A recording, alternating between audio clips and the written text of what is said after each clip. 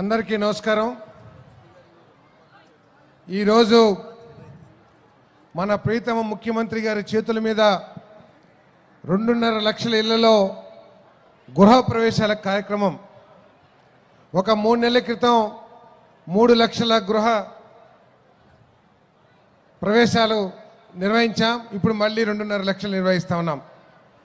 మన గ్రామాల్లో మనం కొన్ని కుటుంబాలు చూస్తూ ఉంటాం. ఆ కుటుంబ పెద్ద తన సుఖాలని, కోరికల్ని, కంఫర్ట్స్ అన్నీ వదిలేసుకుని రోజుకి 15-18 గంటలు కష్టపడి తన కుటుంబాన్ని పైకి తీసుకువెళ్ళాలి, కుటుంబ సభ్యులందరికీ కూడా ఒక భవిష్యత్తు ఏర్పాటు చేయాలని చెప్పేసి కష్టపడి కుటుంబాన్ని పైకి తీసుకొచ్చి ఆ కుటుంబానికి, ఆ గ్రామంలో, ఆ ప్రాంతంలో ఒక గౌరవం లభించేటట్లు చేస్తారు. మనందరం కూడా చూస్తూ ఉంటాం. చాలామంది చిన్న స్థాయి నుంచి పైకి వచ్చినట్లు. తర్వాత ఎవడో వస్తాడు, ఇల్లరికపాలుడు వచ్చేసి, నేను చాలా పెద్ద పోటుగాడిని, నేను మావయ్య అంతా కూడా మిమ్మల్ని సరిగ్గా చూడలేదు, అత్తగారికి ఒక నెక్లెస్, అదేవిధంగా మరదలకు ఒక నెక్లెస్, బామరిదికి ఒక మోటార్ సైకిల్ కొనిపెట్టి మొత్తం నేను ఈ కుటుంబాన్ని బ్రహ్మాండంగా పైకి తీసుకెళ్ళగలనని చెప్పేసి ఇష్టం వచ్చినట్లు అప్పులు చేస్తాడు. ఆఖరి పరిస్థితి ఏమిటంటే ఆ కుటుంబాన్ని పైకి తీసుకురావటానికి కుటుంబ పెద్ద ఏదైతే కష్టపడ్డాడో అదంతా కూడా బూడిదలో పోసిన పన్నీరులాగా అయిపోయి ఆఖరికి అప్పులు పాలైపోయి రోడ్ల మీద పడే కుటుంబాల్ని మనం చాలామందిని చూసుంటాం.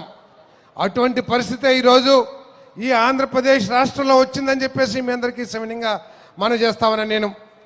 వైఎస్ఆర్ కాంగ్రెస్ పార్టీ 2019-14 మధ్యలో రాష్ట్రాన్ని పూర్తిగా విధ్వంసం చేసి ఆర్థికంగా ఎక్కడున్నామో కూడా తెలియని పరిస్థితిగా నెట్టేసిందని చెప్పేసి మీకు మనం చేస్తాను నేను.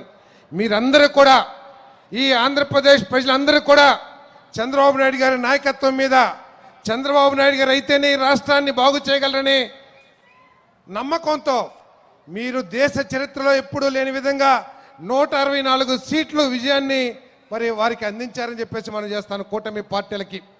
కానీ తప్పైతే క్షమించమని సార్ని కోరుకుంటూ, మీరు 164 సీట్లు ఇచ్చినా కూడా ఆయన నిద్రలేని రాత్రులు గడిపాడని చెప్పేసి నేను మీ అందరికీ కూడా మనవి చేస్తున్నాను. అది నా అభిప్రాయం కూడా మనవి చేస్తామని నేను.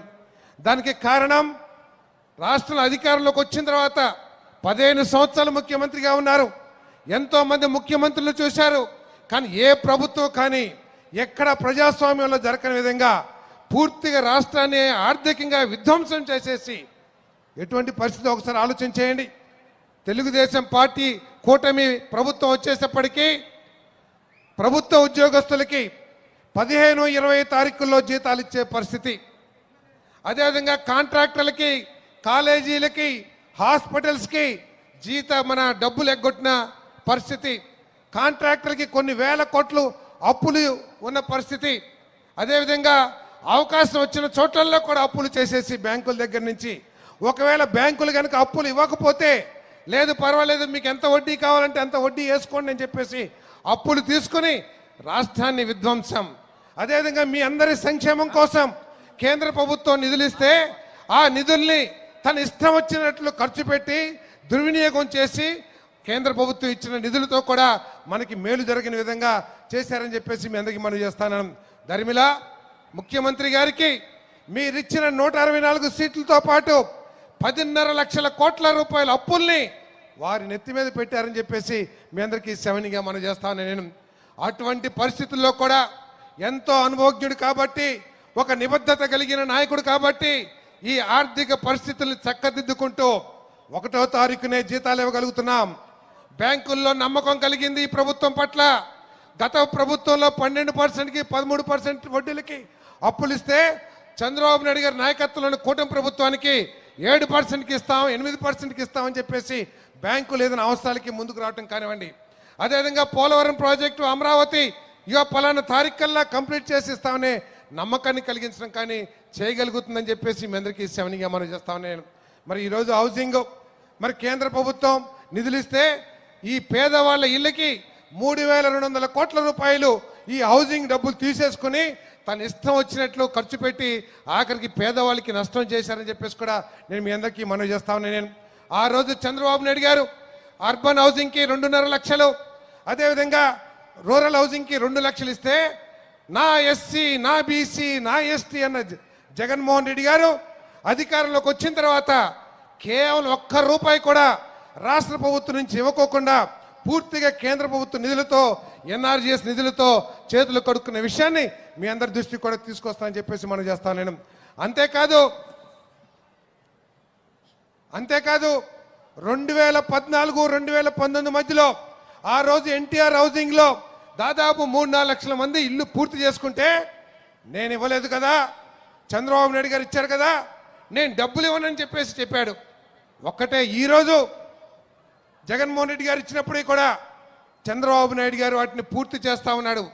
పూర్తి చేయటమే కాదు, పేదవాళ్ళు కట్టుకోలేకపోతున్నారనే ఉద్దేశంతో ఎస్సీ, ఎస్టీ, బీసీ మైనార్టీలకి 50,000, 75,000, ₹1,00,000 అదనంగా ఇచ్చి ఆ ఇళ్ళని పూర్తి చేయమని చెప్పేసి మాకు ఆదేశాలు ఇచ్చారని చెప్పేసి మనం చేస్తాను.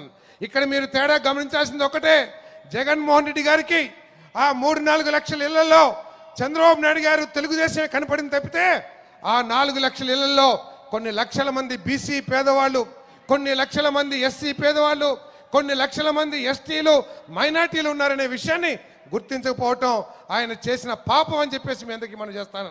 ఈరోజు చంద్రబాబు నాయుడు గారు ఇస్తున్నారంటే ఎవరికై ఇస్తల్లా, ఈ రాష్ట్రంలో పేదవాళ్ళు ఎస్సీ, ఎస్టీ, బీసీ మైనార్టీలకి మరి ఇల్లు ఇచ్చే కార్యక్రమం వాళ్ళ కోసం కడుతున్నారు తప్పితే అది జగన్మోహన్ రెడ్డి గారిది కాదనేది ఒక అనుభవజ్ఞుడికైన ముఖ్యమంత్రి గారు. కాబట్టి ఈరోజు మరి ఇప్పటికే మేము హౌసింగ్ డిపార్ట్మెంట్ తరఫున 3.5 లక్షలు ఇచ్చాం. మరి ఇంకా రాబోయే రోజుల్లో కూడా ఇంకొక 4 లక్షలు పూర్తి చేసి ఏదైతే నిర్మాణాలు ఉన్నాయో వాటిని కూడా పూర్తి చేస్తామని చెప్పేసి మీ అందరికీ మనం చేస్తా ఉన్నాం. అదేవిధంగా కొత్త ఇల్లులు కూడా ఏప్రిల్లో కేంద్ర ప్రభుత్వం శాంక్షన్ చేస్తాయి. కొత్త ఇల్లులు కూడా మీ అందరికీ ఇచ్చి మరి చంద్రబాబు నాయుడు గారి నాయకత్వంలో ఒకటే చెప్పారు ముఖ్యమంత్రి గారు, 2029 కల్లా ఏ ఒక్క అర్హత ఉన్న పేదవాడికి కూడా ఇల్లు లేదు అని అనకూడదని చెప్పేసి ముఖ్యమంత్రి గారు మాకు ఆదేశాలు ఇచ్చారు. దాన్ని నిలబెట్టుకుంటామని చెప్పేసి కూడా మీ అందరికీ సవినీయంగా మనవి చేస్తూ ఈ అవకాశం కల్పించిన అందరికీ ధన్యవాదాలు తెలియజేస్తూ సెలవు తీసుకున్నాను. ధన్యవాదాలు సార్. ఇప్పుడు గౌరవ అతిథి